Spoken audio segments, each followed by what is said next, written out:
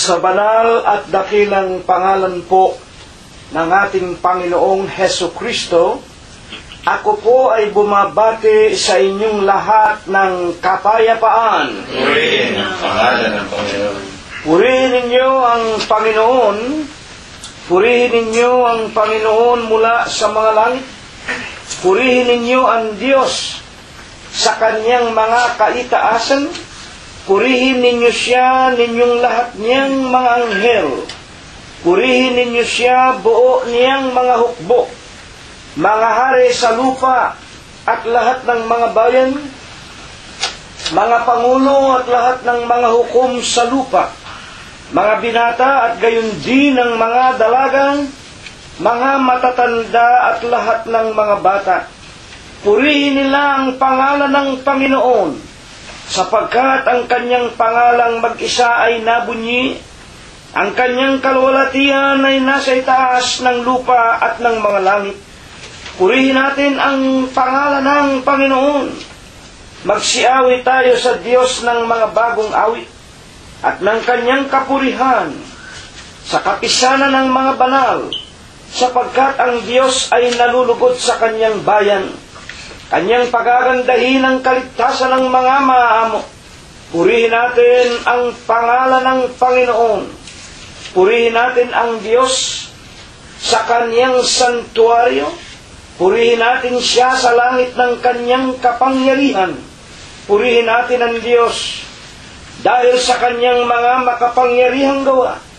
Purihin natin ang Panginoon ayon sa kanyang marilag na mga kadakilaan. At purihin ng lahat ng mga bagay na may hininga, purihin nila ang pangalan ng Panginoon. Amen. Amen! Pasimulan na po natin ang ating pag-aawitan na pumupuri, sumasamba sa ating dakila, nag-iisa at buhay na Diyos, na ating Panginoong Heso Kristo. Awitin po natin ang bilang 162 sa atin pong mga himnaryo. Kaming iyong mga nilalang ay nagkakapisan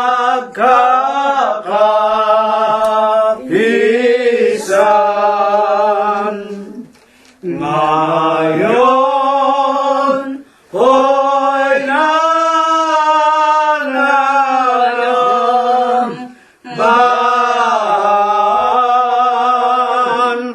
sa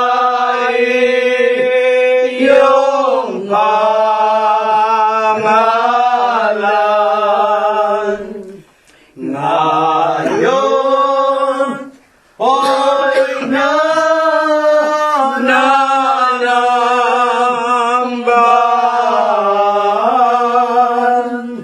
sa iyong pangalan. Ngayon, nagpapasalamat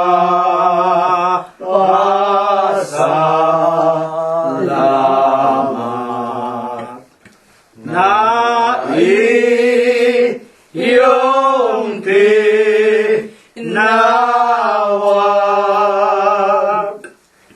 kami na naging mapalad, hinango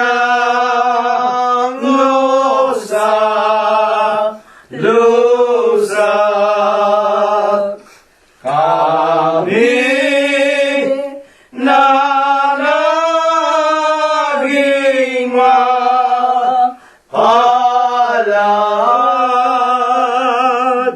hinango sa lusa.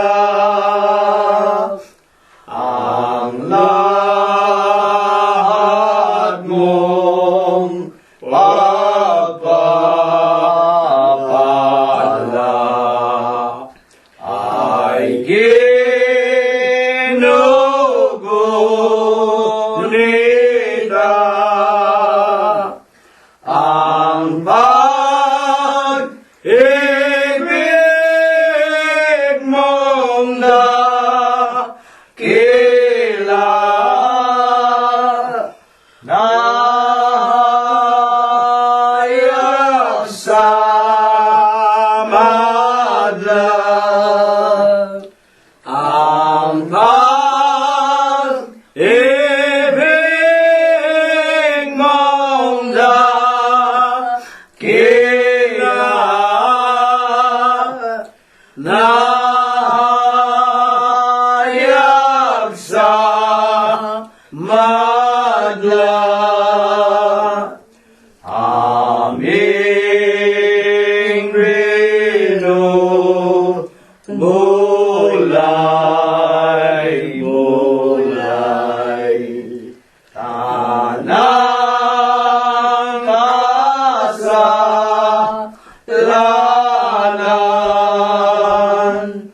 ang iyong kabatawaran ngayon ay pakamtan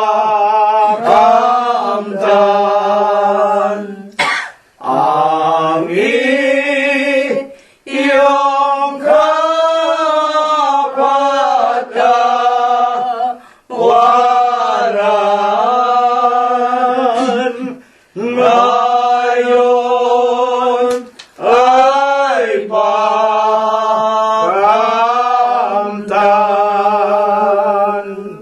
Huwag po tayong magsasawa sa pagpupuri sa pamamagitan ng ating mga pag-aawitan sa pangalan ng ating Panginoong Hesu Kristo.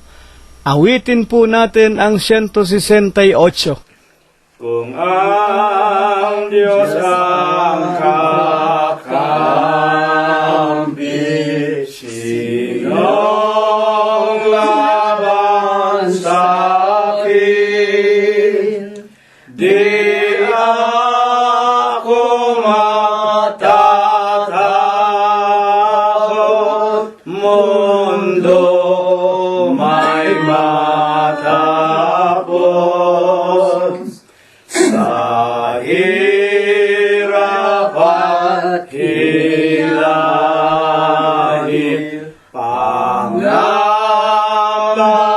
at lahin, sakay ay dumalangin, kabiyak ang diringgin. Di tayo matitiis sa pagkaligalig, pagkat siya ang may ibig, tagumpay makamit. Alalay niya'y lalagin, kung lakad ay matuwid, kaya nga't magpunit, gawin kanyang nais. Hawakan mo mahigpit, aral na malinis, buhay mo'y nakasalig sa pagpupumili. Sana'y maging ligaya,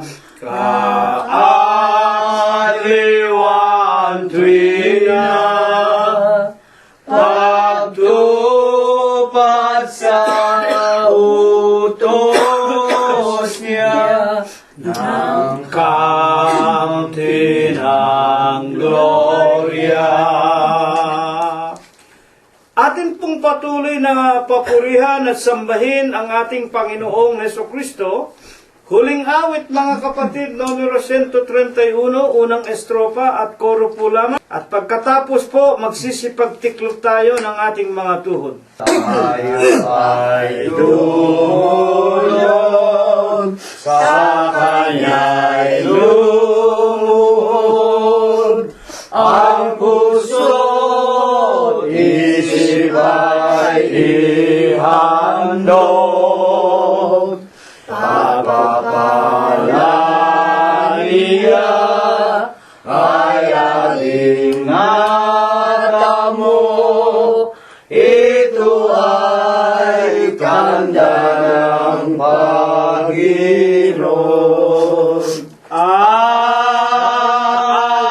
Alleluia! Sama at Diyos ng lahat, pagpupuring taos at ang pagdakila mula sa mga pinagpala.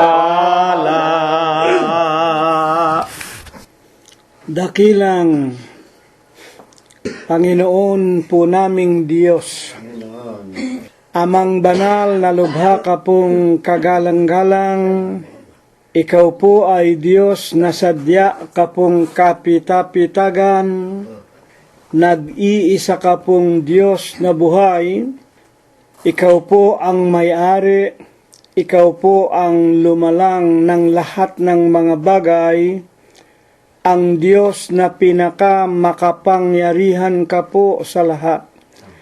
Ama, na sakbibi ka sa iyong pag-ibig, napakasagana mo po sa kagandahan ng iyong mga kalooban, dakila ka po sa iyong mga pagbibiyaya.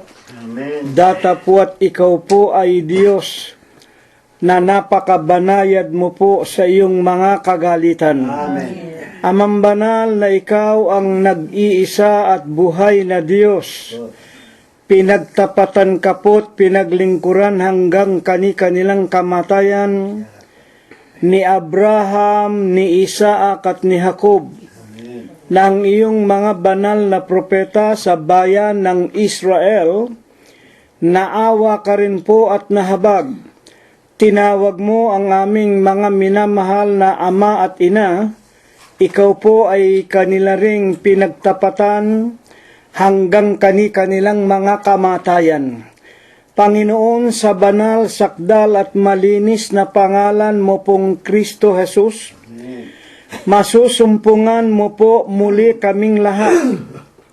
Una na nga po dito sa iyong maralita at dampang bahay dalanginan sa Los Angeles, California, sa bawat tirahan ng aming mga kaibigan na sa araw-araw po tinatawag mo at dinaragdagan mo sa bilang, inilalagay mo po sa iyong banal na iglesia, kasama naming nakikinig at nakikipag-aral ng iyong banal na ebanghelyo na lipos ng espiritu at lipos ng buhay. Amang banal, makikita at matutunghan mo rin po ang marami mong mga tunay na mananamba sa espiritu mo po at sa iyong katotohanan, na hindi rin po nagsasawa sa mga paglilingkod, sa mga gawang kabanalan. Amang banal, tanggapin mo po una sa lahat ang amin pong mga tao sa puso namin na mga pagpapasalamat. Aman Diyos, maraming salamat po sa iyo sa isang taong singkad na kung iyo pong loloobin sa iyong banal na kaharian sa langit, patuloy mo po na buong kapayapaan palilipasin sa buhay naming mga mag-aanak, mga magkakaibigan at mga magkakapatid sa iyong banal na iglesia. Amang banal, maraming salamat po. Wala ka pong sa amin ay pinagkaitan mo ng mga pagbibiyaya, ng buhay, kagalingan at ng mga kalakasan. Higit po sa lahat, maraming salamat, Amang banal. Hindi mo po kami ginutom, hindi mo kami binigyan ng mga lubusang pagkauhaw. Sa iyong mga banal na aral at mga palatuntunan, lagi mo po kaming pinagtitiisan at pinagtitiyagaan.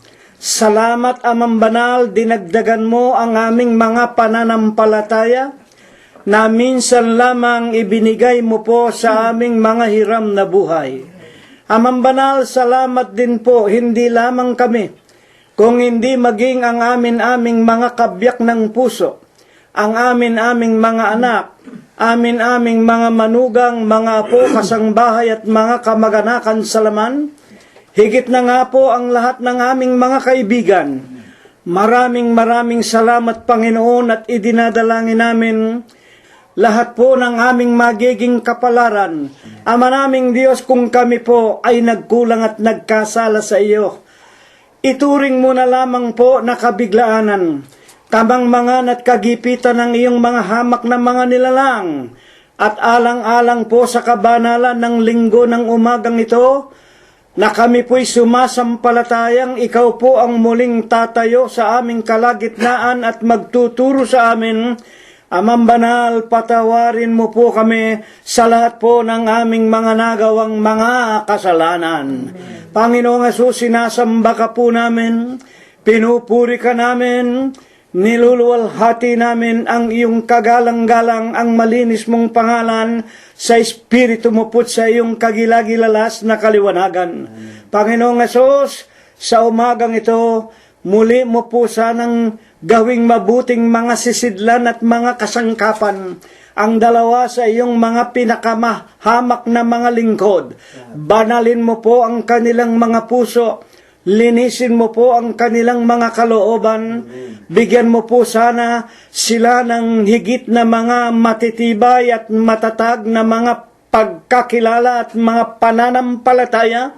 Ilagay mo nawa sa kanilang mga bibig ang iyong mga banal na palatuntunan, langkapan mo rin po sana ng bisa at kapangyarihan na kung ito'y mapakinggan ng lahat ng mga kinauukulan, sila mang lahat ay lalong magtumibay, sila mang lahat ay lalong magsipaghanda na kasama namin sa ikalawang pagparito mo po'y makasalubong kami sa iyo at kami pong lahat ay magsipagtamo ng ipinangangako mo pong buhay na walang hanggan. Ama naming Diyos, pinakikiusap din namin sa iyo. Sa aming mga pakikinig, dalawin mo po ang bawat isa sa amin. Hipuin mo nawa kami, Panginoon. Pagalingin mo po ang maraming sa amin, pinasapitan mo ng iba't ibang mga karamdaman. Maawat mahabag ka, Panginoon, higit na nga sa lahat, na sa katulad na po naming patuloy na nagsisitanda at humihina ang pangangatawan, tulad ng iyong walang kabuluhang alipin, ng aking kabiyak si kapatid na Rosita, si kapatid na Prospero at Glenda, si kapatid na Mercedita at kapatid na Mirna, at si kapatid na Expectacion Valencia. Amang Banal, maawat mahabag ka. Sana po'y dagdagan mo pa kami ng maraming araw, ng maraming taon, ng mga kagalingan at kalakasan. Itulot mong kami makapaglingkod pa sa iyo ng buong puso, buong isip, at ng aming mga buong buhay. Amen. Panginoong Hesus, wag mo rin sanang pabayaan ang aming sariling mga tahanan, ang mga mumunting ari-arian, mga halamanan at mga hayupan, 10 mga sasakyang mga ipinagkaloob mo sa iyong mga lingkod. Huwag mo sanang ipagkaloob sa mga sunog, sa mga lindol, malalakas na ulan, sa mga digmaan, sa kamay ng pamahalaan, sa mga magnanakaw, at sa napakaraming mga taong may madidilim na puso at mga kalooban. Amen. Panginoong Hesus, ang lahat po ng ito, sinasampalatayanan po namin, dinirinig mo sa iyong kaharian sa langit. Ito po ang iyong ibabasbas, ito po ang iyong ibebendisyon sa amin, sa pangalan mong Kristo Hesus, ngayon at magpakailanman. Amen. Sa banal at dakilang pangalan po ng ating Panginoon, muli po ang inyong abang lingkod kay Kristo, ay bumabati po sa inyong lahat, mga minamahal po naming mga kapatid, at sa inyo na aming mga matyagang mga kaibigang nakikiisa rin po sa pakikinig ng mga salita ng ating dakilang lumikha ng isa pong banal na kapayapaan. Purihin ang pangalan ng Panginoong Jesucristo. Sa umagang ito'y marapatin ninyo na ating simula ng pag-aaral kung ano ang minarapat ng Diyos na ating pagsalu-saluhan na kanyang mga banal na mga salita na ito po pagkain ng ating mga kaluluwa. Sa aklat po ng ikalawang Tesalonika, sa kapitulo 3 at ang bersikulo ay 10, ay ganito po ang ating mababasa. Sapagkat noon pa man kami ay kasama ninyo, ay aming iniutos ito sa inyo. Kung ang sino man ay ayaw gumawa, ay huwag din namang kumain. Amen. In the English versions in the 2 Thessalonians 3:10, for even when we were with you, this we commanded you, that if any would not work, neither should he eat. Amen. Ang atin pong maitatanong, ano po bagay ang pagkaing binabanggit ng talatang ito? Sapagkat maliwanag po ang mariin at tandisang ipinahayag ni Apostol Pablo sa talatang ito, na kung ang sino man na niya ay ayaw gumawa ay huwag siyang kumain. Ano po itong pagkain ito na dito ay pinatutungkulan ng mga banal na kasulatan sa kapangangaral nga po ni Apostol Pablo? Sa ikalawang Tesalonika rin po, sa kapitulo 3 at ang bersikulo ay 11, sa pagpapatuloy po lamang ng talata ay ganito po ang ating mababasa. Sapagkat aming nababalitaan ang ilan sa inyo na nagsisilakad ng walang kaayusan, na hindi man lamang nagsisigawa, kundi mga mapakialam sa mga bagay ng iba. Ito yata ay kimkim na rin sadya ng isang tao. Isang taong hindi nagbabago, isang taong kumbagamat ninanasa niyang maging kaaya-aya at banal sa harapan ng Diyos. Nahahatak pa rin siya ng kanyang dating kaugalian. Yung pagiging palaasa, yung pagiging tamad, yung patingin-tingin lamang dadapwat pagdating sa paggamit ng kanyang labi. Ito pa yung mga tsismoso at mga tsismosa na gumagawa pa ng kung ano-anong mga gusot sa kalakhan ng mga kapatiran at maging ng mga kaibigan. Totoo po, noong paman po ng kapanahunan ng mga apostol, ay meron na nga pong mga kapatiran na napansin ni Apostol Pablo na mga tamad, paasa-asa, at maging mapakialam sa ibang mga kapatiran. Lumilibot.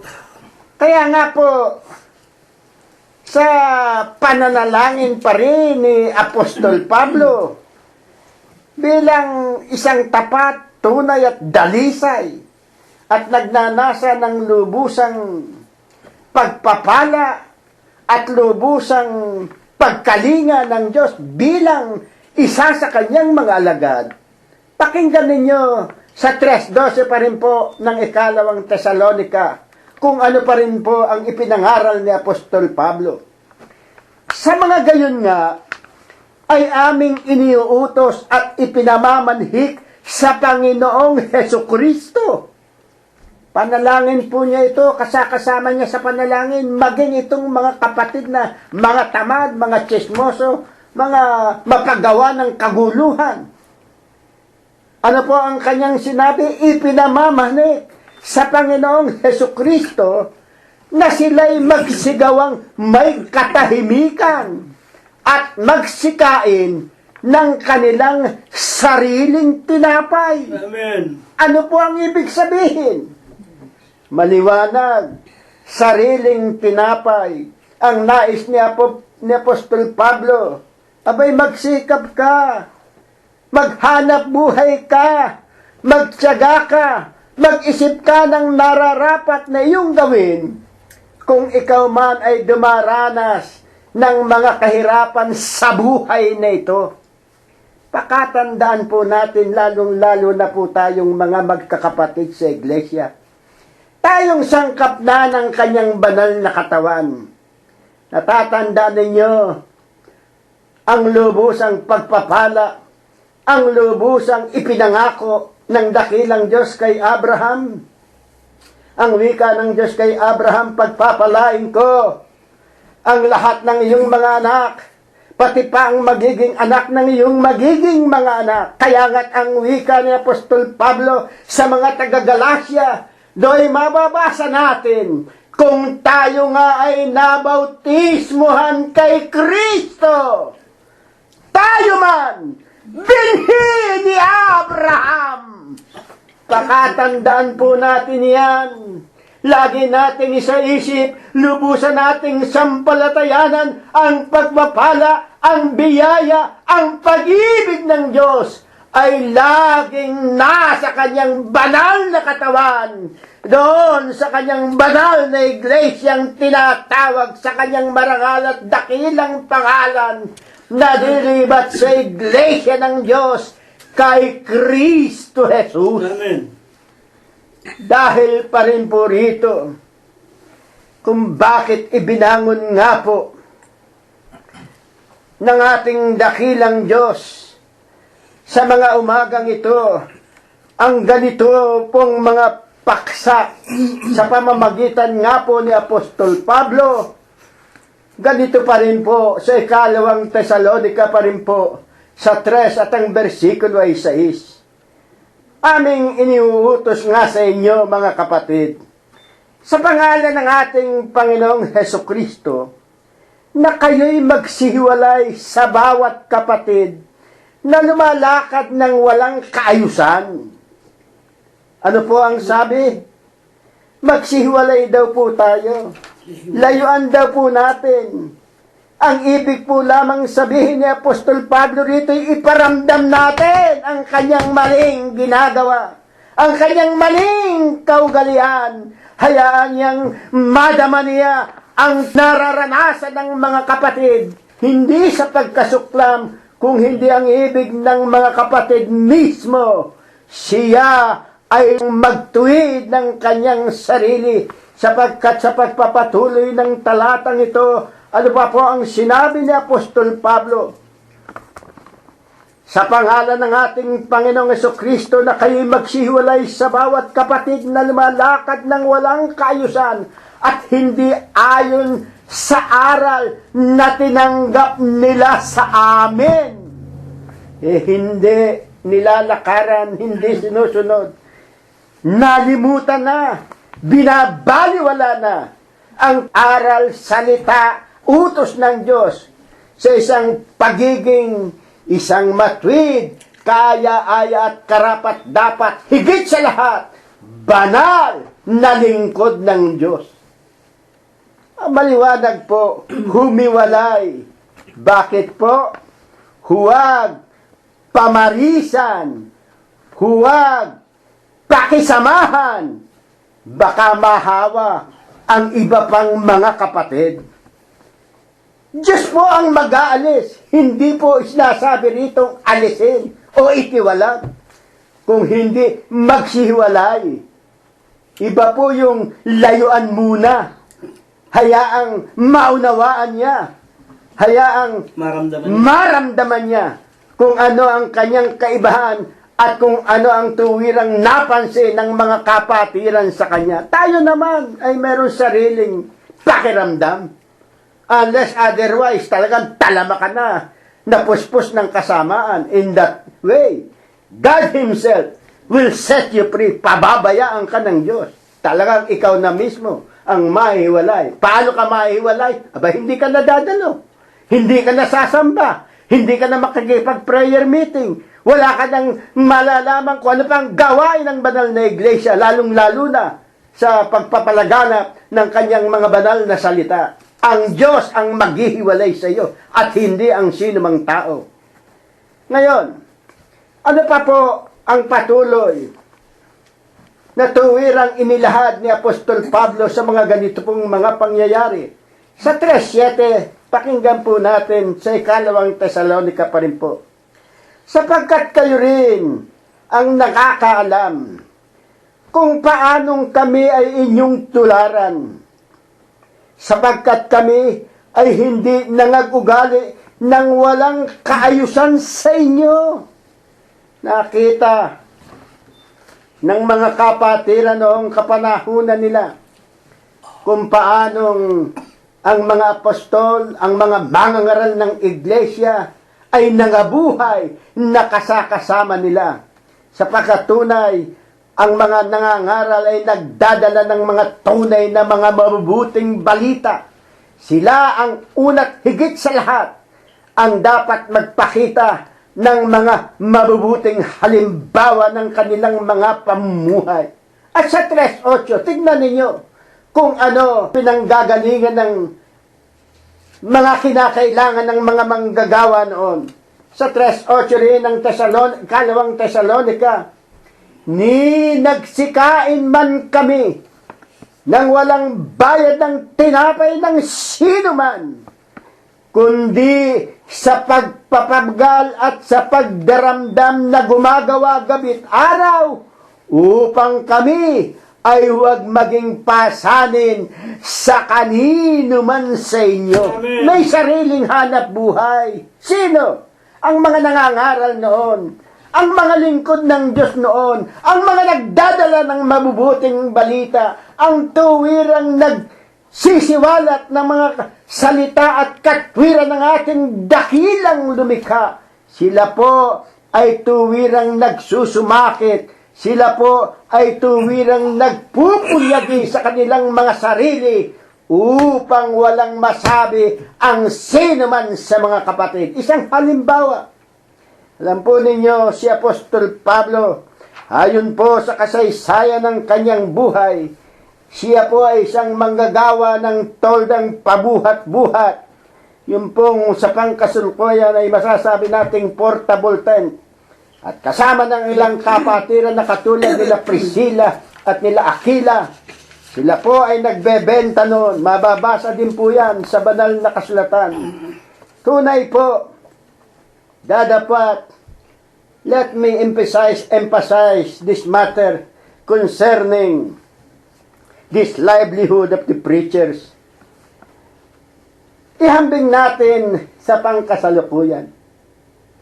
Alam po ninyo, sa banal na kasulatan, meron po tayong mababasa dito po sa 2 Korinto, sa Kapitulo 2 po, ang versikulo ay 17. Hayaan ninyong basahin ko po sa inyo. Sapagkat ito po masasabi natin, nakikita natin ngayon sa napakaraming mga mangangaral. Ano po ba ang nasa saad sa talatang ito? 2 Korinto, Kapitulo 2 at ang versikulo ay 17. Sapagkat hindi kami gaya ng karamihan na kinakalakal ang salita ng Diyos. Ang wika po ni Apostol Pablo ng mga apostol, hindi kami katulad ng iba na nangangaral, dadapat kanilang ipinangangalakal. Ipinagbibili. Pinagbibili. Meron no rito sa Amerika, napakarami. Sa telebisyon, nangangaral. Dapat alam ba ninyo yung mababasa doon? Nakasulat sa ilalim habang sila'y nagsasalita. Sa bawat CD o sa bawat tape o kung ano man yung bagong kaparaanan ngayon na matatanggap ninyo ang kanilang mga pinagsasalita at kanilang mga pinangangaral. Doon po may nakalagay $250.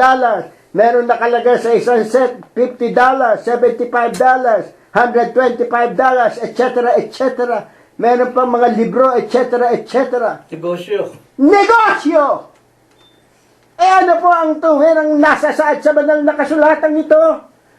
Sapagkat hindi kami gaya ng karamihan na kinakalakalang salita ng Diyos, kundi sa pagtatapat at gaya ng mula sa Diyos. Sa harapan ng Diyos ay nagsasalita kami para kay Kristo. Our aim, my basic aim, our paramount ambition is to be worthy of Christ doon sa mga tunay na mga mangangaral. Hindi yung negosyo. Marami dyan, tuwiran, tandisan. Bebenta pa ng payo. Panyo.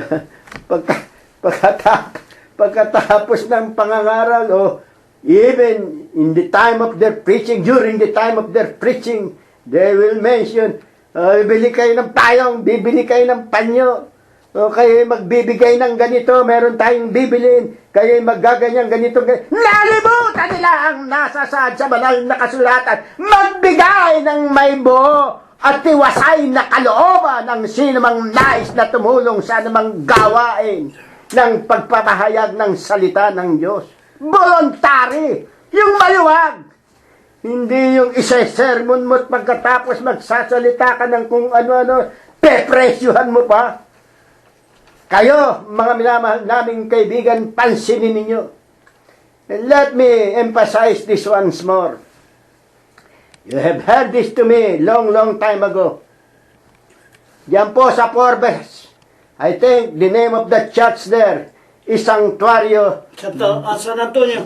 Sanctuario de San Jose or whatever. San Antonio. Sanctuario de San Antonio. Yung po simbahan dyan sa Forbes Park sa Makati. Mayaman yun. Minsan po ako'y nadaan dyan. Nakita ko ho, doon sa may pintuan, binyag. During that time ho, binyag. 200 piso. Nung panahon pong yun. Dadalawa pa lang ang anak ko noon. Binyag, 200 piso. Kasal, 1,500. Kasal, may alpombra o may kalembang o kung ano-ano, 2,500, etc. Pagkatapos meron pang mga kumpil na mayroong mga halaga. Aba, ano ba? Yan ba ang bahay ng Diyos? Yan ba ang tahanan ng Diyos? Nalimutan nyo na ba ng pagsisibakin, ng guluhin, ng pagtatapon ng ating Panginoong Jesucristo nang makita niyang maraming nagtitinda sa labas ng kanyang banal na sambahan. Diyan sa Quiapo, Santambakan nagtitindahan dyan. Kung muling magkakatawang tao ang ating dakilang Diyos, kung muling yayapak sa lupa ang ating Panginoong Jesucristo, ang numero unong pupuntahan, tiyak yang Quiapo. Bakit? Negosyo Ginugulo. Kung talagang yan ang sa Diyos. Pero hindi pupunta dyan ang ating Panginoong Jesucristo. Bakit? Alam niya, hindi siya ang Diyos dyan Ang Diyos dyan, yung mga santambak na mga kung sino-sinong pangalan ng tao, kung sino-sinong mga rebulto, meron pa dyang sungay Pansinin niyo yung bako dyan. Kung bakit meron dyang ulo ng baka yata o ng kalabaw. Sipin niyo simbahan, merong ulo ng kalabaw. Pansinin niyo, baka sabihin niyo, nagsisinungaling ako. Tignan niyo, pag kayo nasa Quiapo, tumingin kayo sa bakod niyan. Nakikita nyo, ulo ng kalabaw o ulo ng baka. Anong ginagawa ng mga... Ay, nako. Kaya nga ang wika ng banal na kasulatan, kayo sa inyong amang demonyo. Kay Satanas kayo. Hindi ho ako may sabi niyan. 8:44, aklat ng Juan. Lahat ng nagpupunta riyan, lahat ng nagdarasal dyan, santang baka mga Diyos-Diyosan dyan. Hindi ang dakilang Diyos ang kanilang sinasamba. Kaya nga po, ang wika ng mga banal na kasulatan, doon sa mga tunay na mga mangangaral, ipinangangaral nila ito. Ang aming layunin ang maipangaral na lubos at makitang ang inyong mga lingkod. Walang mga kapintasan maging sa harap ng sinumang mga tao lalong-lalo na sa amin pong tunay na Diyos, doon sa Diyos ni Abraham, sa Diyos ni Isaac, sa Diyos ni Jacob. Amen. Yun po ang lubusan naming sinasamba sa kanyang espiritu at sa kanyang mga katotohanan. Kapatid na Prospero, paano naman? Sayang naman, kapatid na Prospero, kung sakasakali ikaw, merong mga kapatid na may kaya naman at mag-aabuloy sila sa kanilang iglesia o napaalalahanan mo sila na tumulong sa inyo. Hindi ba malaking bagay ang nawawala sa inyo? Pakinggan ninyo kung anong tunay na sinasabi ng isang marangal at karapat-dapat na lingkod ng Diyos. Sa harapan ng Diyos, ganito po ang aming pinagsisigawan at aming sinasabi. Pilipos, sa Kapitulo 3 at ang versikulo ay 8, oo nga, at lahat ng mga bagay ay inaari kong kalugihan dahil sa dakilang kagalingan ng pagkakilala kay Kristo Jesus na Panginoon ko, na alang-alang sa Kanya'y tiniis ko ang kalugihan ng lahat ng mga bagay. Hindi namin iniintindi ang mga material na bagay na yan. Itinuturing ng isang tunay na lingkod ng Diyos na kalugihan. It does not matter to us. Sapagkat naroon pa rin ang aming pananampalatayang inilabas kami ng aming mga magulang na tunay na walang-wala at haharap kami sa Diyos na ganito rin ang aming ihaharap. Wala kaming madadala ni isang kusing, ni isang damit, ni ano pa mang bagay na naririto sa sanlibutan. Kaya ano ang sabi ng banal na kasulatan na ito ang pangatwiran at damdamin ng kanyang mga tunay na lingkod? At inari kong suka lamang upang tamuhin ko si Kristo. Ano po ang sabi? Alang-alang sa Kanya, tinis ko ang kalugihan ng lahat ng mga bagay at itinari naming suka lamang upang tamuhin ang ating Panginoong Hesus Kristo. This should be the ethics. Ito ang dapat maging panuntunan ng isang mangangaral.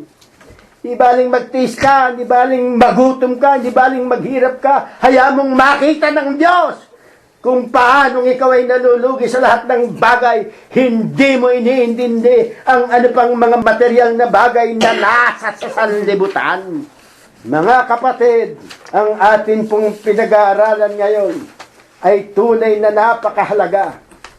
Lalong-lalo na sa mga mangangaral at gayon din sa mga kapatiran.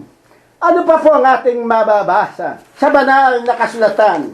Tignan ninyo ang sinabi pa rin po ni Apostol Pablo sa 3:9. Hindi dahil sa kami ay walang karapatan, kundi upang kami ay mga kapagbigay sa inyo ng isang uliran, upang kami ay inyong tularan. Ang ibig po lamang sabihin ni Apostol Pablo rito, kung kami man ay makita ninyong walang kapintasan, kung kami man ay nakita ninyong walang hinihinging ano pa man sa inyo, kung kami man ay nakita ninyong walang tinatanggap na ano pa man sa inyo, ang nais po lamang namin ay makita ninyo ang aming uri ng pamumuhay. At ito ang inyong tularan. Let us be blameless before your sight and before our God. Makita ng lahat ng inyong mga lingkod ay walang kapintasan. Kaya nga po ano ang tunay na aral na nasusulat sa mga manggagawa? Ano po ang tunay na nararapat sa aklat po ng Romanos 4:4? Ngayon sa kanya na gumagawa, hindi ibinibilang na biyaya ang ganti, kundi utang. Nagkakautang sa manggagawa ang nagpapagawa sa kanya. Amen. Yan po ang tunay at buod ng nasasaad sa atin pong pinag-aaralan. Ano pa po ang nasa, kung bakit natin maitatanong ang mga ganito. Bakit?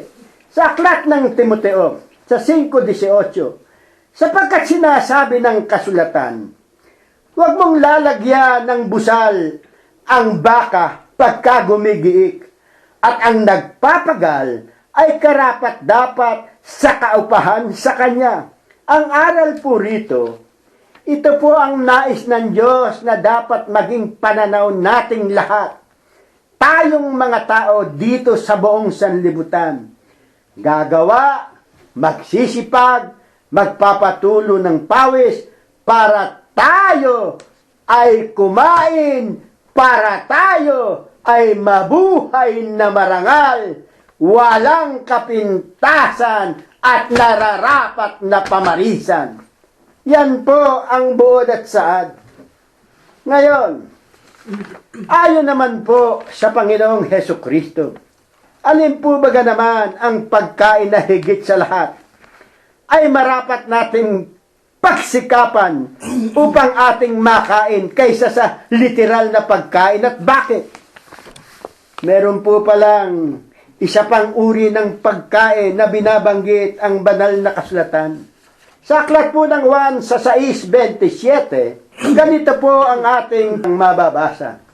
Magsigawa kayo hindi dahil sa pagkaing napapanis, kundi dahil sa pagkaing tumatagal sa buhay na walang hanggan, na ibibigay sa inyo ng anak ng tao, sapagkat siyang tinataka ng Ama sa makatwid bagay ang Diyos. Amen.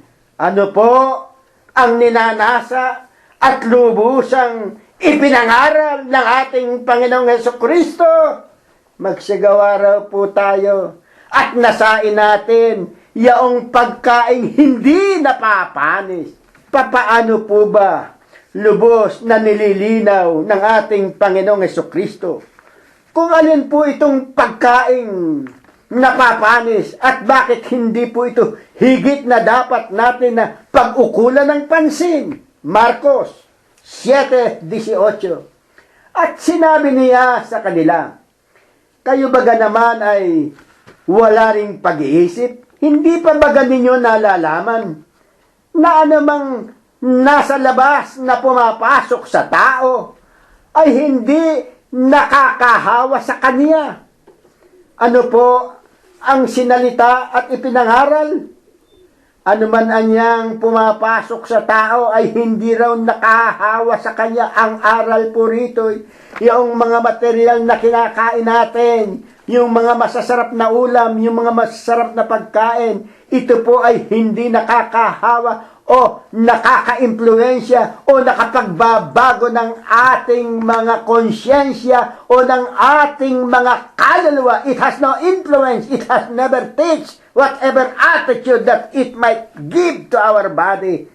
Wala itong ginagawang impluensya sa kabuuan ng ating lupang katawan. Sa 7:19, ano sa pagpapatuloy ang paliwanag? Sapagkat hindi pumapasok sa kanyang puso, kundi sa kanyang tiyan. Amen. At lumalabas sa dakong daanan ng dumi. May Amen. natural. Kapag tayo'y kumain, sa amin pong sambayan, basta kumain lamang, takbo na. Naroon na sa paglabas. Pagkatapos na ating kainin, inilalabas bilang dumi. Wala po tayong pakinabang. The main thing that we can only get out of eating this such material food that we have an intake on our body, No spiritual no spiritual value except it give us a little strength, nutrition, para tayo mabuhay pa rin. physical. But in conscience, it has no influence, nor it teaches us nothing. Ngayon, ano pa po, gaya ng sinasabi ng mga banal na kasulatan, na siyang higit na ninanasa ng halos lahat ng tao. Yung material na kabusugan, pagpapakaligaya, kasaganaan, kalayawan. Ano po ang sinasabi pa rin ng banal na kasulatan sa Isaiah 22:13. Makinig po kayo, mga minamahal naming mga kapatid at kaibigan. At narito, itong mga hinahanap nating mga tao Kaugalian. At narito, kagalakan at kasayahan, pagpatay ng mga baka at pagpatay ng mga tupa, pagkain ng karne at pag-inom ng alak, tayo'y magsikain at magsinom, sapagkat bukas tayo ay mga mamatay. Ito ang mga katwiran ng mga taong masasabi nating nabubuhay sa mga material na bagay. Ito ang mga taong ang kanilang Diyos, katulad nga ng kasabihan natin dyan sa Pilipinas, ang kanilang Diyos ay ang kanilang tiyan. Ang iniintindi lamang kung ano yung makakain, kung ano yung kabutihan nila, kung ano yung magiging kasaganaan nila. Yan po ang tuwirang nagiging at hanggang ngayon, napakaraming mga tao hindi po nababago. Pagkaing material tungo sa pansarili po lamang na ninanasang katiwasayan at kaligayahan. Ngayon, alin po baga naman ang pagkain na ipinag-uutos ng ating Panginoong Hesukristo? Ano po yung isang uri ng pagkain na nais niyang sana ang lahat ng tao ay lubusang nasain nito?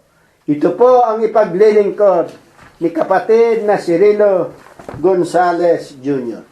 Patuloy po nating papurihan, sambahin, luwalhatiin ang ating nag-iisa, buhay at banal na Diyos, na wala pong iba kung hindi ang ating Panginoong Jesucristo, na mulit-muli nagbibigay ng buhay, kagalingan, kalakasan, lakas ng tinig, tibay ng paninindigan at pananampalataya, upang maipahayag ni kapatid na Prospero na siyang unang nagsalita ang ating paksa na mula po sa ikalawang Tesalonika, Kapitulo 3, versikulo 10. Sapagkat noon pa mang kami ay kasama ninyo, ay aming iniutos ito sa inyo. Kung ang sino man ay ayaw gumawa, ay huwag din naman siya na kumain.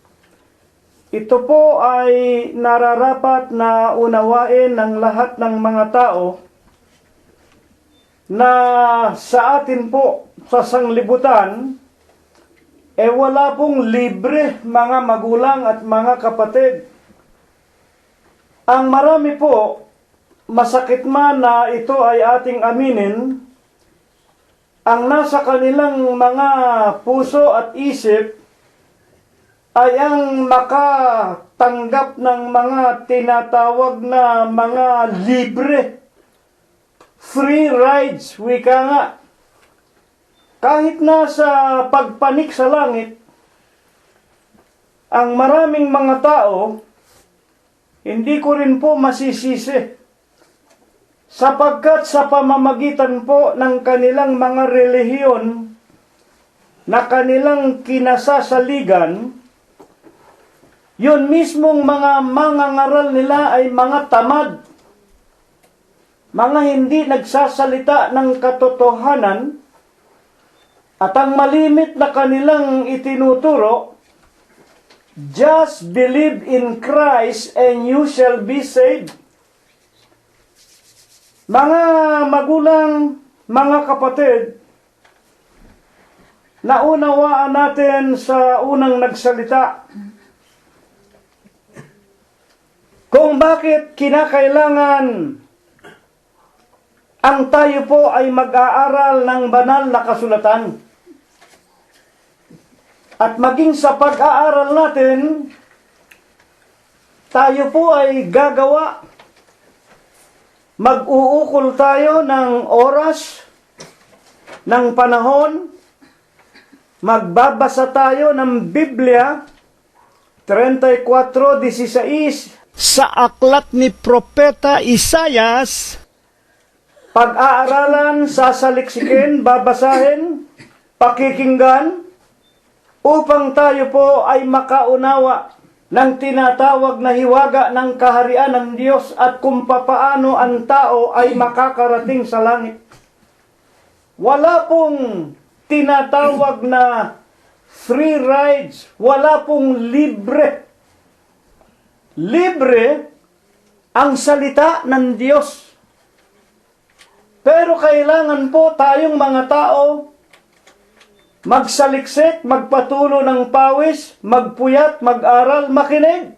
Sapagkat sa 10:17 ng Romanos, sa pakikinig, nanggagaling ang pananampalataya at ang pakikinggan ay mga salita ng Panginoong Diyos o ng Panginoong Jesucristo.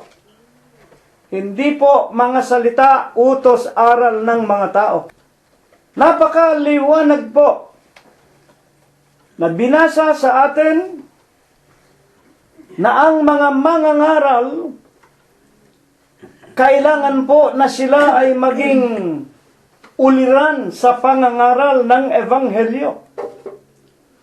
At ang pangangaral ng Ebanghelyo, hindi po kailangan ito po ay gawing negosyo o ipangalakal ng mga relihiyon o ng mga simbahan. Ang salita po ng Diyos, tunay po, ito'y libre. Pero kailangan po, maging ang mga mangangaral, sila po kailangan magtrabaho o mangagpagal. At nasusulat, malimit ninyong mapakinggan sa Hebreo, ang manggagawa, mabubuhay sa pananampalataya o ang lingkod ng Diyos mabubuhay sa pananampalataya, sapagkat kung walang pananampalataya hindi magiging kalugod-lugod sa Diyos. Hebreo 10:6 kung hindi po ako nagkakamali o 11:6. Talagang kailangan po gagawa tayo maging sa literal na buhay. Kailangang magtrabaho, magpatulo ng pawis para kumain tayo. Noong panahon ni Apostol Pablo, pinatunayan niya na babalitaan ko ang ilan sa inyo, lumalakad ng walang kaayusan, palibot-libot sa bahay-bahay ng mga kapatid, nakikikain ng libre. Yun po ang itinuturo sa mga binasa ni kapatid na Prospero. Ang utos ni Apostol Pablo, humiwalay kayo sa kanila para mahiya naman sila at mag-isip sila. Bakit si kapatid na si Rilo ayaw makipag-usap sa akin? Baka may ginagawa ka katulad ng sinabi ni Apostol Pablo. Ang marami sa inyo paikot-ikot sa bahay ng mga kapatid, nakikikain ng libre. Hindi kami kumain sa sino man sa inyo, sapagkat ibig namin na kami maging uliran na halimbawa sa inyo. At kami, saksi ang Diyos, kasama ni Pablo, si Priscilla, si Aquila, gumagawa sila ng mga portable tent, inilalako nila sa mga pamilihan, doon nila kinukuha ang ipamamasahe nila papunta sa mga iglesia upang mangaral o sa tinatawag na iglesia ng Diyos na itinatag ng Panginoon sa kahintilan sa pagkasangkapan kay Apostol Pablo at sa kanya pang ibang mga kasama. Iniwanan po sa atin, mga kapatid, ang huling katanungan. Pagkatapos na liwanagin ni kapatid na Prospero ang mga banal, ang mga nakasulat sa banal na kasulatan, ang wika ng Panginoon, magtrabaho kayo hindi dahil sa pagkain na napapanis. Yun ang tinutukoy na literal na pagkain. Wala ikang nagagawa sa tao. Hindi ito nakakahawa sapagkat ito'y bagay na pumapasok sa kanyang bibig. Kinakain ng tao, hindi pumapasok sa puso, pumapasok ito sa bituka, pagkatapos ng 24 oras, kung minsan wala pang 24 oras, itinatapo na natin saan? Sa dumihan, sa toilet, sa kubeta. Kaya po, walang magagawa na kabutihan. Sapagkat hindi mababago ng pagkain ang masamang puso. Hindi mapatitigil ng pagkain ang pambababae. Ang ibig lang sabihin, ang pagsusugal, ang pagnanakaw, ang pagmumura, ang pagpatay. Kamukha nga po ng nakikita natin ngayon sa Pilipinas, may kandidato para presidente. Tuwing magbubukas ng bibig, PUTA, PUTA. Napakasama po. Sapagkat, hindi siya kumakain ng pagkain na makakapigil sa kanyang pagmumura. At ito nga ang sinabi ng Panginoong Jesucristo. Magsigawa kayo, magpapawis kayo, magsipagtrabaho kayo. Ang ibig lamang sabihin, mag-aral kayo. Kayo ikay magsaliksik. Ang pagtalagahan ninyo na hanapin yung pagkain na na tumatagal. Hindi lamang sa buhay na ito, kung hindi hanggang sa buhay na walang hanggan, yung pagkain na makapagbabago ng inyong masasamang mga gawa, ng inyong mga masasama na mga puso at mga isipan. Alin nga po yan? Ituloy natin ang ating pagbabasa. Basahin natin muli ang Juan 6:27. Magsigawa kayo hindi dahil sa pagkaing napapanis, kundi dahil sa pagkaing tumatagal sa buhay na walang hanggan. Papaano po ito? Mga kapatid, papaano po ito maibibigay sa atin nitong tinatawag na anak ng tao o ng ating Panginoong Jesucristo na tinatakan daw po ng Diyos sa makatwid baga ang Ama? 6:27 ang ikalawang bahagi. Ibibigay sa inyo ng anak ng tao ang pagpapatunay. Siya lang ang magbibigay. Makinig tayo, Kunin natin ito na napakahalagang talata. Magsigawa kayo hindi dahil sa pagkaing napapanis, kundi dahil sa pagkaing tumatagal sa buhay na walang hanggan, na ibibigay sa inyo ng anak ng tao. Alam natin kung sino ang anak ng tao, ang Panginoong Jesucristo. Ang Panginoong Jesus ang magbibigay ng pagkain, magdadala sa tao doon sa langit, pagkain hindi literal, pagkain na spiritual. Sa makatwid, hindi literal, nadadaan sa ating bibig, tutuloy sa ating sikmura, ito'y spiritual. At ang magbibigay nito ang Panginoong Jesucristo, hindi ang sino mang nagsasabing mga vicarious filii Dei. Hindi po ang Papa sa Roma magbibigay sa atin ng pagkain spiritual. Hindi po yung mga sugong anghel. Hindi po yung mga sanggunian. Hindi po yung mga diksyonaryo ng Biblia. Hindi po kung sino-sinong mga leader ng mga reliyon nagsasabing paghiwalay kayo sa kanilang pamamahala. Hindi kayo makakarating sa langit. Layasan ninyo ang mga iglesia ninyo na ganyan. Isa lang ang magbibigay sa atin ng pagkain na espiritual, tatagal. Hindi lamang sa buhay na ito, kung hindi hanggang doon sa ipinangangako ng Diyos na buhay na walang hanggan. Ngayon, ayon sa pagkain ito, papaano lubos na nililiwanag ng Panginoong Jesucristo ang tinatawag na pagkain ito? 6:49 ng San Juan, nagsikain ang inyong magulang ng mana sa ilang, at sila ay nangamatay. Makinig po tayong mabuti, may mga aral po rito. Ang tinutukoy po rito, nang ilabas na ng Panginoon ang bansa ng Israel sa pagkaalipin sa bayan ni Paraon sa Ehipto, at sa kanilang paglalakbay sa loob ng 40 taon, sa kanilang tinatawag na mga kagutuman sa umaga, sa tanghali at sa hapon, ang Diyos po nagpapaulan ng tinatawag ng mga mana.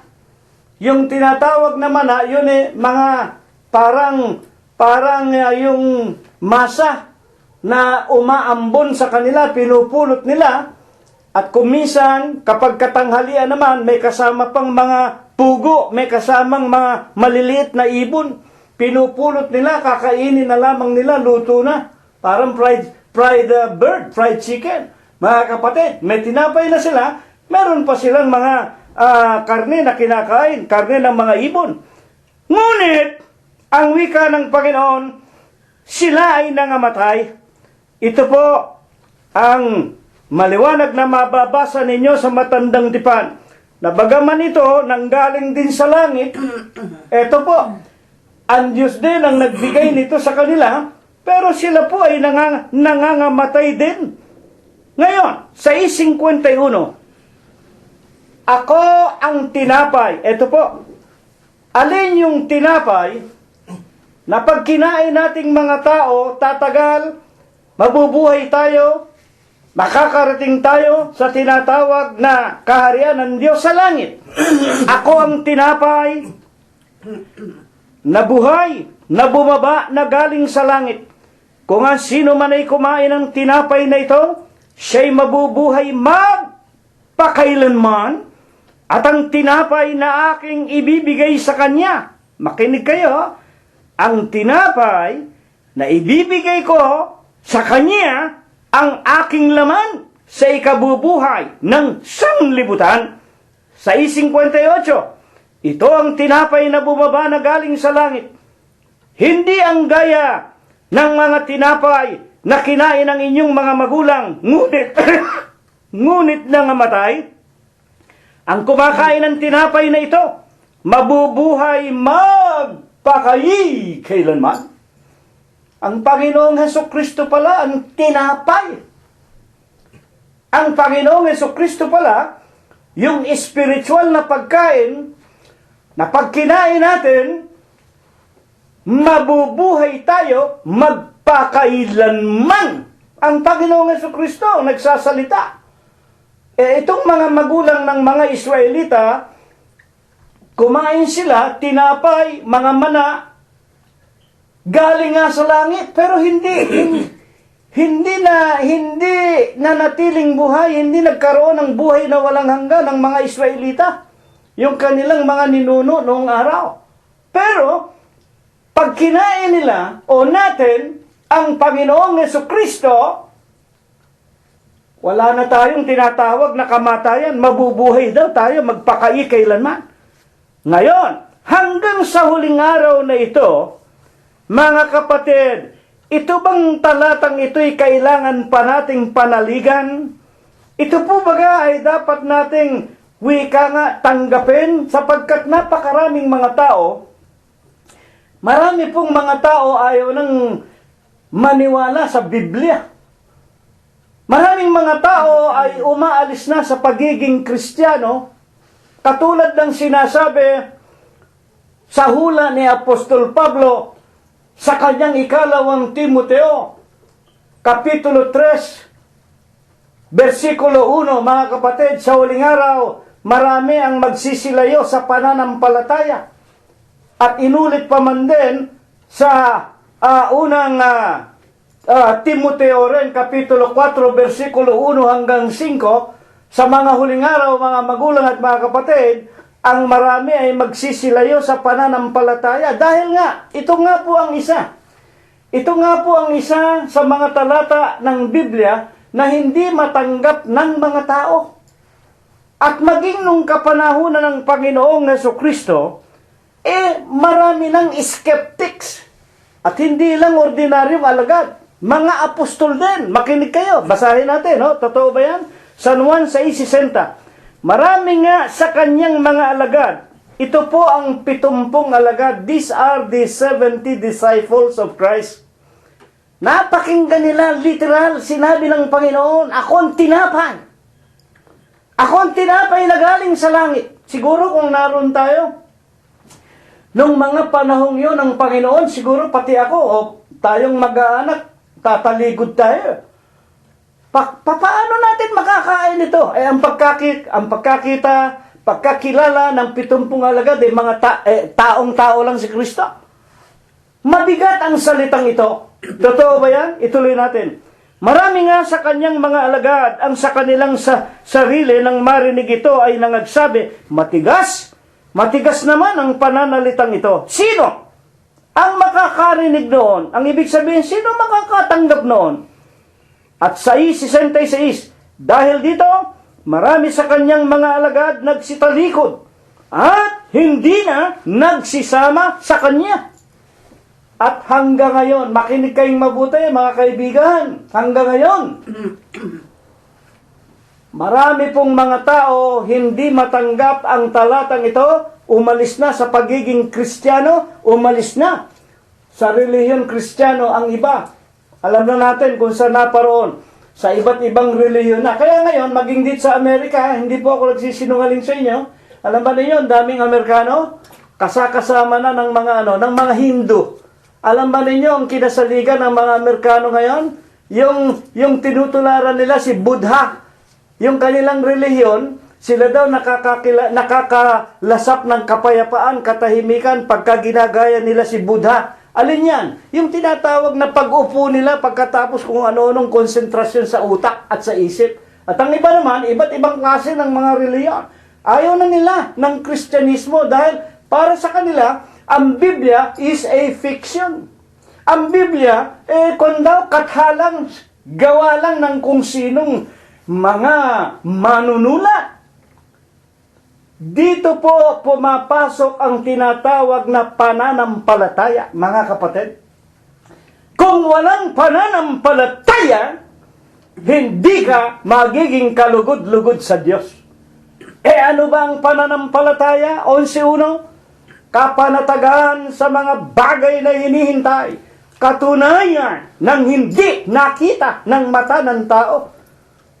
Kanino ba ginagamit ang tinatawag na pananampalataya? Ang wika ng Panginoong Jesucristo, 14:1, magsisampalataya kayo sa Diyos.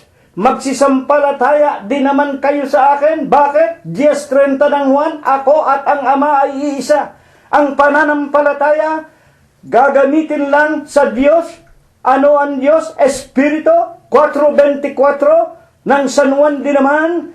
At ang Diyos, hinahangad niya ang bawat tao sumamba sa Kanya sa Espiritu, walang laman, walang buto, at sa katotohanan. Sino ang katotohanan? Ako ang katotohanan. Ang wika ng Panginoong Jesucristo, 4:16, sino man hindi makakarating sa Ama kung hindi sa pamamagitan ko. Bakit? Ako at ang Ama ay iisa. I and the Father are one. At saan pa ginagamit ang pananampalataya? Buksan ninyo ang aklat ni San Marcos, Kapitulo 16, versikulo 15 hanggang 16. Ipangaral ninyo ang aking ebanghelyo. Ang sumasampalataya. Saan? Sa ebanghelyo. Sa makatwid ang pananampalataya, para lang sa Diyos, para lang kay Kristo, at para lamang sa kanyang ebanghelyo. Ano ang ebanghelyo? Mga salita ng Diyos. Dito lang gagamitin ang salitang pananampalataya. Hindi sa Papa sa Roma, hindi sa Sugong Anghel, hindi sa diksyonaryo ng Biblia, hindi sa kung ano-anong relihiyon. Sa Badista, Protestante, Trinity, kung ano-ano. Bakit? Sa tatlong ito lamang gagamitin? There are 3 that bear records in heaven. The book of St. John, chapter 5, verse 7, King James Version. There are 3 that bear records in heaven. The Father, the Word, and the Holy Ghost. These 3 are one. Iisa ang Diyos. Diyan pumapasok ang pananampalataya. Sampalatayanan natin sa iglesia ng Diyos kay Kristo Jesus. Iisa ang Diyos. Ama, Anak, at ang Ebanghelyo. 3, pero iisa. Mahirap pang intindihin yun. Sinasabi ng mga skeptics, paano ikaw magiging isa? Ama, Anak, Espiritu Santo. O di 3 yan. Kaya yung mga Protestante, may Trinity sila. 3 ang Diyos nila. Nagkakamali kayo, mga kapatid. Pakinggan ninyo ang Biblia, mag-aral kayo, magpapawis kayo, magpatulo kayo ng pawis. Mag-aral tayo. Sapagkat ang ayaw gumawa, ang ayaw mag-aral. Makinig kayo, ang ayaw magpatulo ng pawis, ang ayaw kumilos, ang ayaw magtrabaho para makakain ng tinapay na espiritual, makarating sa langit, huwag din naman kayong kumain. Ano ibig sabihin ito? Malalaman ninyo bago matapos ang ating pag-aaral ngayon sa mga huling talata na aking babasahin. Kaya nga papaano po baga ang tunay na pagpapakahulugan sa pagkain na siyang katawan ng ating Panginoong Hesukristo. Ito po ang tinatawag na banal na hapunan. Sinasabi ko na po sa inyo, ito ang tinatawag na Holy Supper.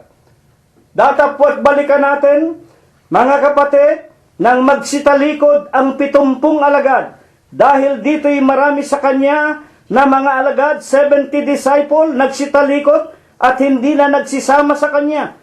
Sa 67 hanggang 68, at sinabi ni Jesus sa 12, ibig baga naman ninyong magsialis din naman. Sinagot siya ni Simon Pedro, Panginoon, kanino kami magsisiparoon? Ikaw, makinig tayo. Ito ang aral, napakaganda ng aral na ito. Ikaw, si Kristo, ang may salita ng buhay na walang hanggan.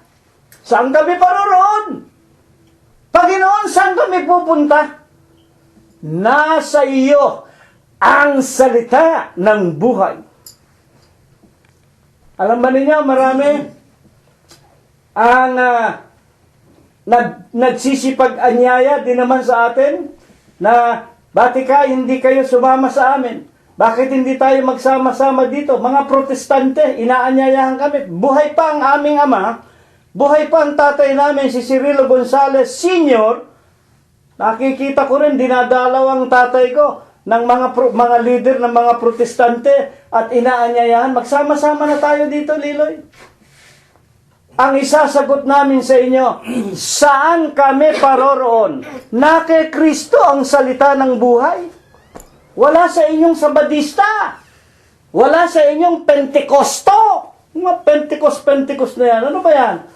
Wala dyan sa tinatawag na mga Trinity. Wala sa Baptist. Wala. Na kay Kristo. Saan ba naroon ang Panginoong Hesukristo? Pag nabasa ninyo na nag-aanyaya sa amin, halimbawa, mga Baptist, pag nabasa ninyo sa Biblia, sapagkat kami po nagtatrabaho kami po nagpapatulo ng pawis. Ginagawa po namin araw ang gabi, binabasa namin ang Biblia. Ito ang pinakasentido ng ating pag-aaral. Ang ayaw gumawa, ang ayaw mag-aral, ang ayaw magpatulo ng pawis, ang ayaw magpundar ng panahon para sa kaligtasan ng kanyang kaluluwa, huwag kayong kakain. Hindi kayo makakakain sa katawan ni Kristo. Ang ibig sabihin, hindi kayo makakarating sa langit. Hindi po pwede. Yang just believe in Jesus Christ and you will be saved, hindi po pwede. Ang Panginoon Hesukristo mismo nagsabi, Matthew 7:21, not all that calleth Lord, Lord unto me shall enter the kingdom of my Father. Only those that do the will of my Father in heaven. Aanyayahan ninyo kami, makipagkaisa kami sa inyo ng mga Baptist. Pag nabasa ninyo, si Kristo ang ulo ng Iglesia Baptista, sasama kami sa inyo. Una-una, yung pangalan ninyo, Baptist, hindi naman pangalan ng Iglesia yan. What do Baptist Church signifies? They are the people that baptize people. Walang pagtatalo ron. Nagbabautismo nga kayo. Ewan ko kung anong uri ng bautismo ginagawa ninyo. Nakikita ko sa YouTube, ang mga Baptist, merong Baptist, nagbibinyag ng mga bata. Merong mga Baptist, patay na binibinyagan pa rin. Parang mga Mormons. Iba't iba pa rin ang mga tinatawag na pamamaraan ninyo. If you will read in the Bible that Jesus is the head of your church, let's say Methodist, Protestant, let's say Roman Catholic Church, then we will stop our preaching the truth, we will join you. But you cannot see anything except Jesus is the head of the body, the church of God in Christ Jesus that He established in the year 32 in the city of Jerusalem of Judea, which we are only imitating during these latter times. We cannot build any more church. There is already one that is already built by our Lord Jesus Christ, the head of the church. Mga kapatid, papaano nga po baga? Ang pagkain ng katawan ni Kristo. Buksan natin ang Lucas 22:15. At sinabi niya sa kanila, Panginoong Jesucristo nagsasalita, pinakahahangad ko na kanin nakasalo ninyo ang kordero ng Paskwang ito bago ako maghirap. Sapagkat sinasabi ko sa inyo, ito'y hindi ko nakakainin hanggang sa ito'y maganap sa kaharian ng Diyos. 22:19. Lucas. At siya'y dumampot ng tinapay. Ito po. Si Jesus ay dumampot ng tinapay. At nang siya'y makapagpasalamat, kanyang pinagputol-putol, ibinigay sa kanila na sinasabi, ito ang katawan na ibinibigay dahil sa inyo. Gawin ninyo ito sa pag-aalaala sa akin. Sa makatwid po baga ang Panginoon Jesucristo mismo. Makinig tayo mga kapatid. Ito po ang banal na hapunan. Ito po ang huling pagkakataon na makakasama niya ang 12 alagad, sapagkat pagkatapos ng banal na hapunan, siya nga po, dinala niya ang kanyang mga alagad sa halamanan ng Getsemane upang magsipanalangin. Ng gabing yaon, ipinagkanulo siya ng isa sa kanyang mga apostol, na walang iba kung hindi si Judas Iscariote. Mga kapatid, siya nga po ay hinuli na, para nga po magdusa na sa krus. Dadapot dumampot siya ng tinapay. Mga kapatid at mga magulang, iisa, makinig tayo, isang tinapay. At alin ang tinapay na ito? Tinapay na walang lebadura. Ito rin po yung kumakatawan sa tinatawag na Passover. Alam natin ang kasaysayan kung ano ang Passover. Ang Passover, mga tagapakinig, ito ang mapayapa na magdamag ng ang Panginoong Diyos magpasapit ng usok na pumatay ng mga una o mga panganay na mga anak, na mga lalaki ng tao at ng mga hayop. Nang gabi na sila po palabasin ni Paraon doon sa Ehipto sa pagkaalipin, pinatay muna ng Diyos ang mga panganay na anak na lalaki ng mga Ehipsyo at ng mga tinatawag na mga hayop.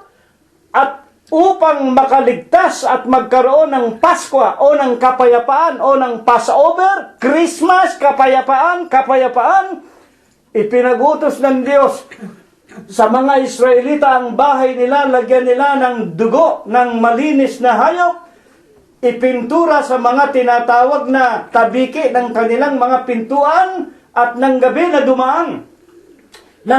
dumaan ang mamamatay na usok, ang lahat ng mga anak na lalaki na mga panganay ng mga Israelita at kanilang mga hayop nilagpasan. Yun ang tinatawag na Passover. That is what we call now as Christmas. Christmas only means Passover because they pass over the damnation, the destruction that was sent by God to Egypt because of the refusal of the Pharaoh or the Pharaohs not to let Egypt go to the desert and return to their God. My beloved brethren, sa mga tuwid, mga magulang at mga kapatid, ito ang pagsasakatuparan ng tunay na Pasko.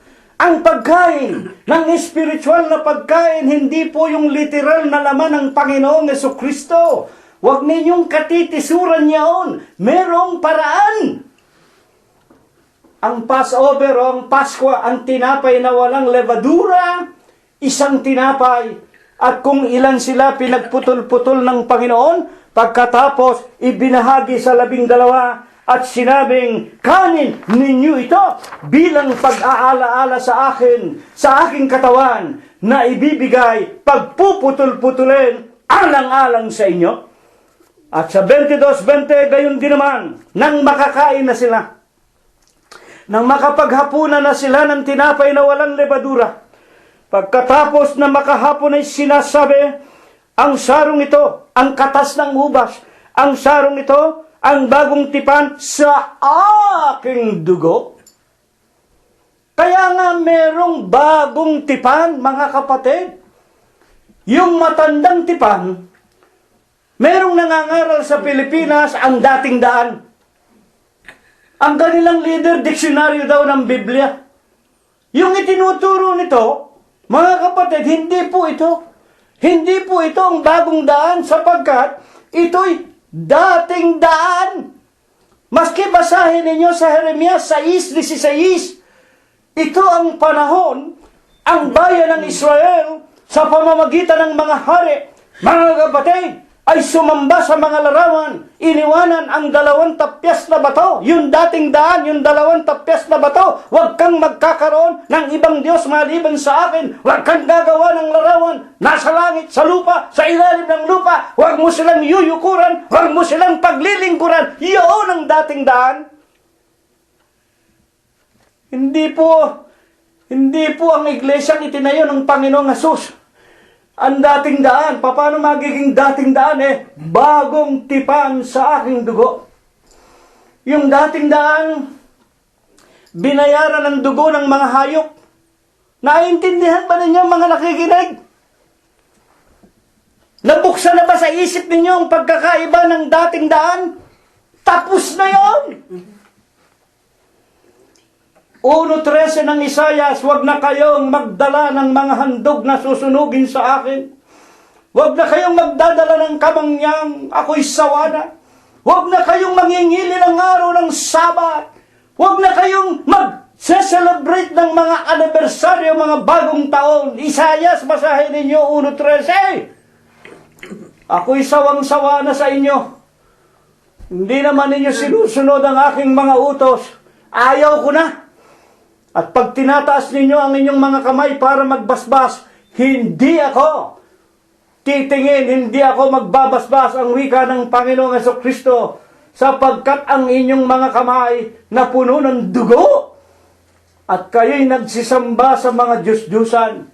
Kaya nga sinabi niya kay Jeremias 6:16, mga kapatid, magsitayo kayo sa dating daan. Nung panahong iyon, 760 years before Christ, pinag-uutusan ng Diyos, bumalik na kayo sa dating daan, sa 2 tapyas na bato. Pero hindi kami babalik, hindi kami susunod. Hindi kami lalakad doon. Kaya nagalit ang Diyos. Jeremias 7:14 hanggang 18, Jeremias, huwag mo nang ipanalangin. Hindi kita pakikinggan. Huwag kang mamagitan. Huwag mong ilakas ang tinig mo. Ang wika ng Diyos, galit ako. Bakit? Sumasamba sa mga larawan.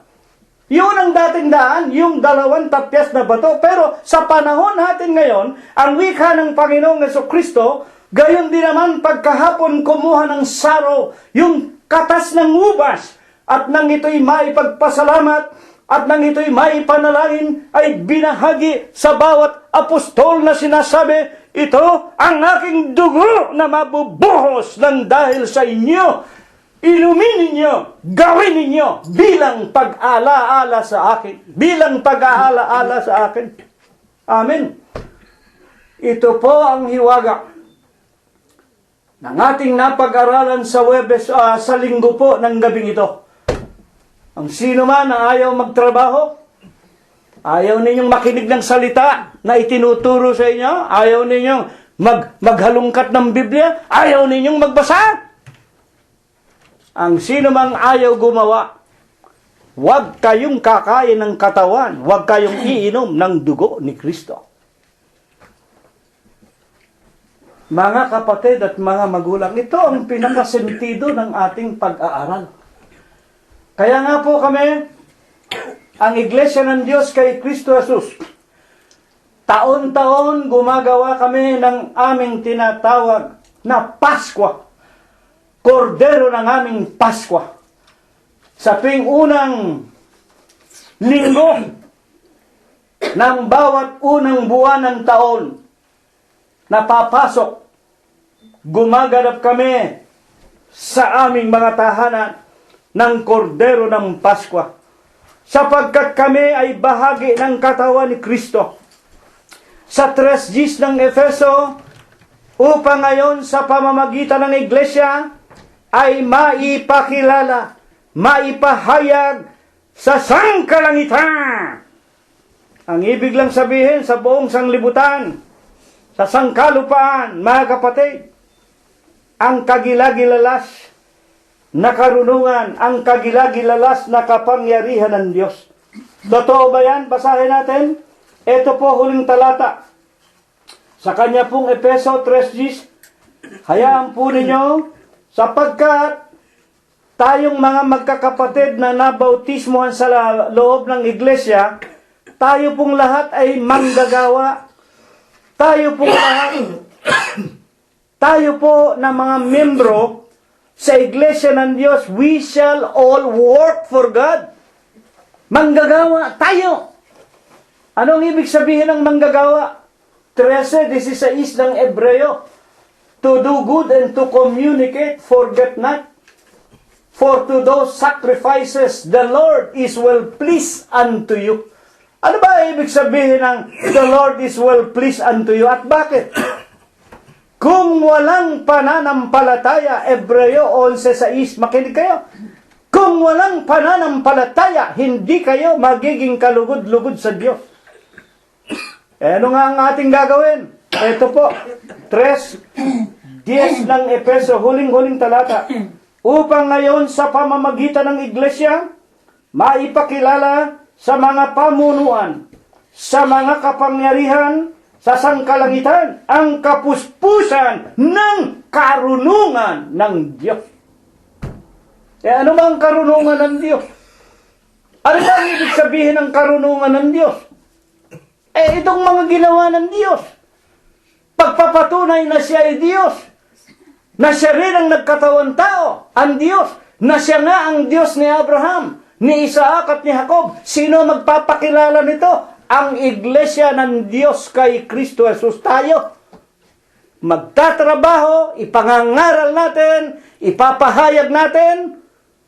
Napakadali nga Pinagaang na nga ng Diyos ng palaguin ng karunungan. Daniel 12:4. Tatakan mo ang aklat, isarado mo na. Daniel, sa huling panahon, palalaguin ang karunungan. Ang karunungan tatakbo ng parot parito sa pamamagitan ng internet. Isi-share na lang ninyo sa inyong Facebook. Mahirap bang gawin yan? Tataka naman ako sa maraming kapatiran sa iglesia. May mga iPad naman. May mga computer naman. Pati cellphone, merong Facebook. Hindi ba ninyo ma-share? Pipindutin mo lang, share. Huwebes at Linggo, lumalabas na ang sermon, automatic. Pinagpupuyatan ng inyong lingkod. Salamat sa Diyos, binubuhay pa tayo. Ito naman mga kapatid malimit na ninyong mapakinggan, sinasabi ko sa inyo Charity begins at home. Yung anak mo, yung asawa mo, yung biyanan mo, yung manugang mo, yung lahat ng kamag-anak mo, i-share mo naman. Lahat ng tao ngayon may iPad na, may cellphone na. Tamad ka pa rin! Ang sino mang ayaw gumawa, huwag kayong kakain. Yan ang sermon natin, mga kapatid. Yung mga kapatid na tamad, hindi nagtatrabaho, hindi nangangaral, hindi nagsishare. Huwag kayong kakain, magkakasala kayo. Ng katawan at dugo ng ating Panginoong Hesukristo sa araw ng ating Santa Cena. Sa espiritual na aral, tayong lahat sa iglesia, bahagi ng katawan ni Kristo, meron tayong katungkulan. Mga kapatid, huling talata, 55:1 ng Isayas, O lahat na nangauuhaw, magsiparito kayo sa tubig, salita ng Diyos, at siya na walang salita, siya na walang salapi. Magsiparito kayo, magsibili kayo at magsikain. Oo, kayo'y magsiparito, magsibili ng alak at gatas ng walang salapi at walang bayad. Bakit? 10:8 Mateo, tinanggap ninyo ng walang bayad, ipabahagi ninyo ng walang bayad. Ang wika niya sa mga apostol, ang wika ng Panginoon, Mateo 5:6, mapapalad ang nangagugutom, mapapalad ang nangauuhaw sa katwiran, sapagkat sila ay bubusugin ng Diyos. Amen. Ito po ang itinuro sa atin ng Panginoong Jesucristo sa linggo po ng umagang ito. Ito nawa ay pagpala. Ito nawa ang ibasbas ng Diyos sa ating lahat magmula ngayon, magpakailanman. Mag-aalay tayong muli sa Panginoon ng isang maikling awitin, numero 72. ikatatlo at ikaapat na estrofa po lamang. Ako po ang mangunguna sa panalangin.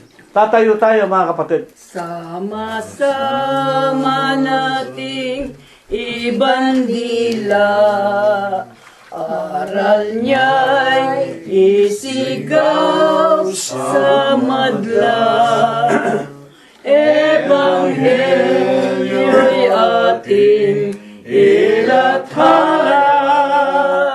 Hanapin ang tupang nawala. Kapatihay na at sumunod.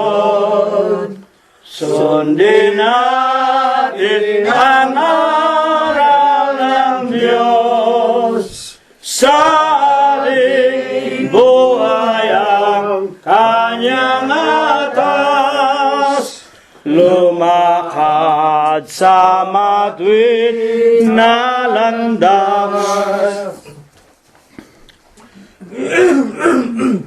Dakilang Panginoon po naming Diyos. Wala pong katapusan ang aming mga paggambala sa iyo pong banal na katahimikan.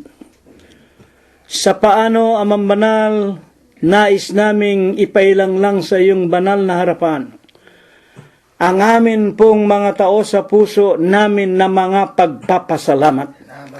Panginoon, maraming salamat po sa iyo sa mga ginintuang mga aral na nais mo pong ipaabot ng iyong banal na iglesia.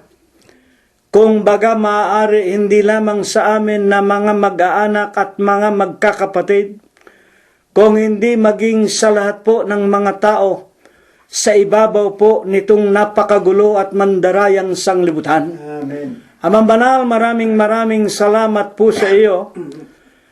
At kung ikaw po nakakasili pa sa amin ng anumang mga kalikuan, mga pagkakamali, masasamang puso at mga kalooban, ito na po ang pinakahuling linggo ng aming pananambahan sa taong ito ng 2015. Aman Diyos, maawat mahabag ka po sa iyong mga anak.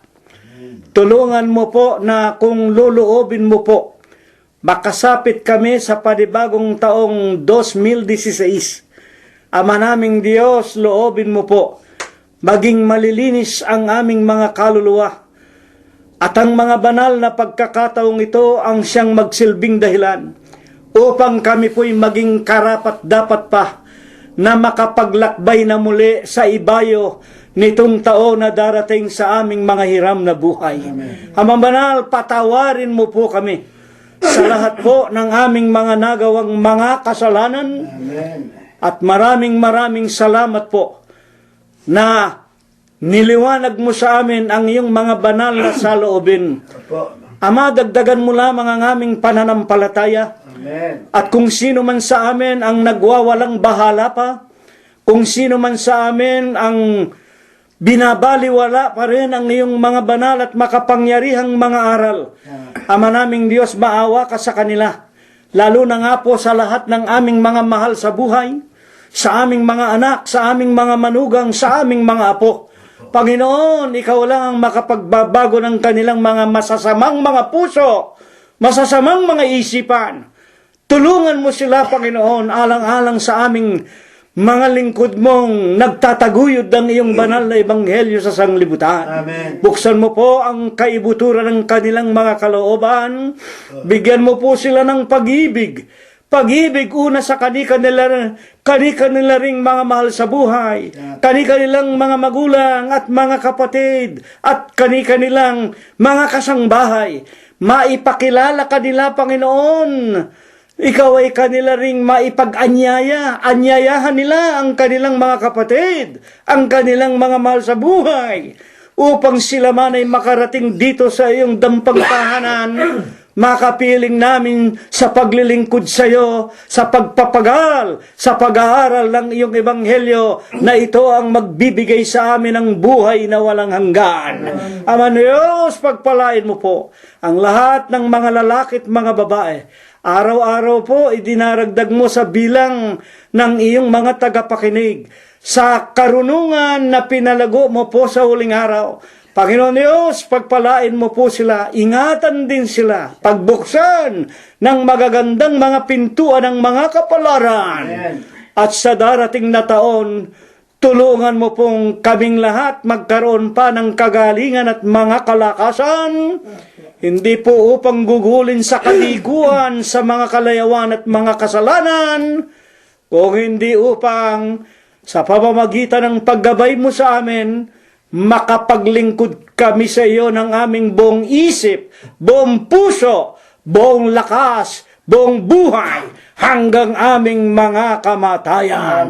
Panginoon, ang maraming sa amin, uuwi, maglalakbay, papatungo sa kanilang mga tirahan, ang mag-aanak ni kapatid na Prospero, sa araw pong ito, Panginoon, tulungan mo po, makauwi silang may kapayapaan. Ang lahat po ng ito, Amang Banal, sinasampalataya na namin, ibinebendisyon mo po't ibinabasbas sa aming lahat, sa pangalan mong Kristo Jesus, magmula ngayon at magpakailanman. Amen. Diyos na makapangyarihan sa lahat, na nagbigay buhay at lakas, sa banal na gawain siyang tumawag,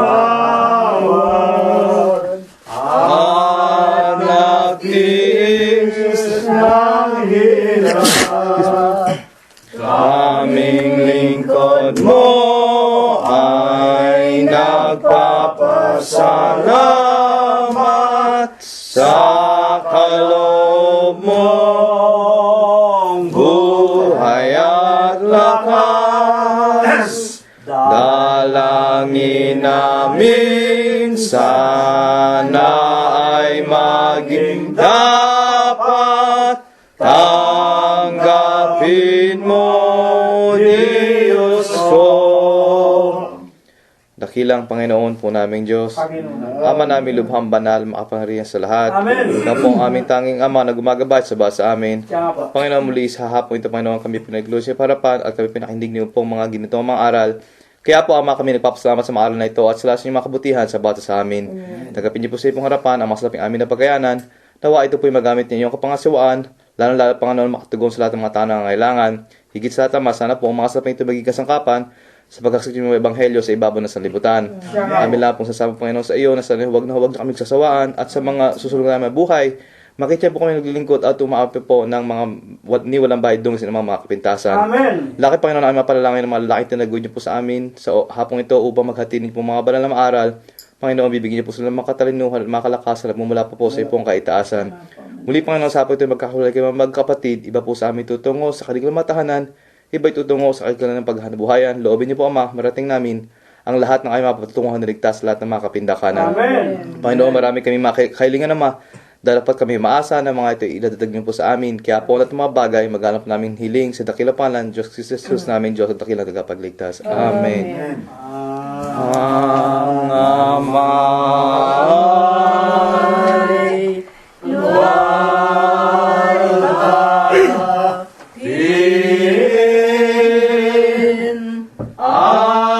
anak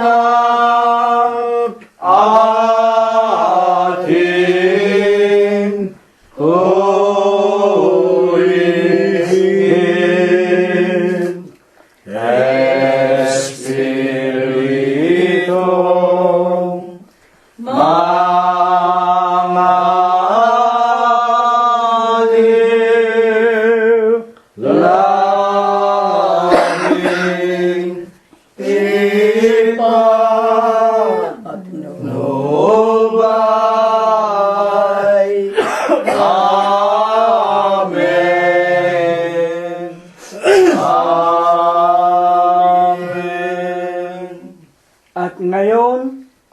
tanggapin nating mga magkakapatid ang walang hanggang pag-ibig,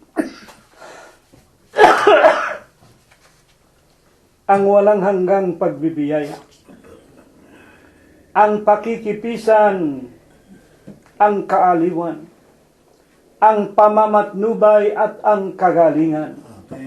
Gayon din ang hindi maulatang banal na biyaya, basbas at bendisyon.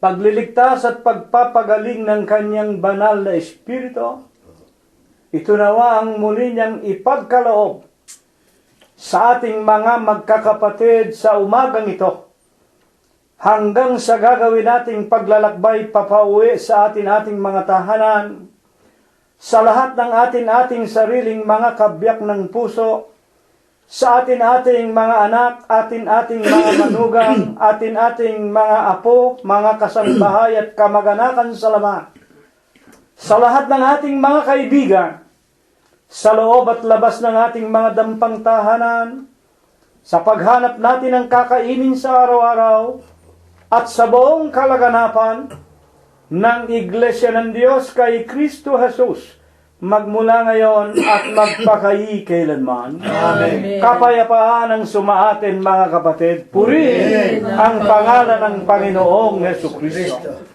Ako kay Jesus sa hawak sa aking kahinaan. Si Jesus ang pag-asa sa ating bulan. Wala nang Ibang ngalang dapat tayong pagsaligan. Diyos Cristo, Jesus tunay na tunay. Ako'y hawak kay Jesus at tukso'y lalaban. Ako'y hawak kay Jesus hanggang kamatayan.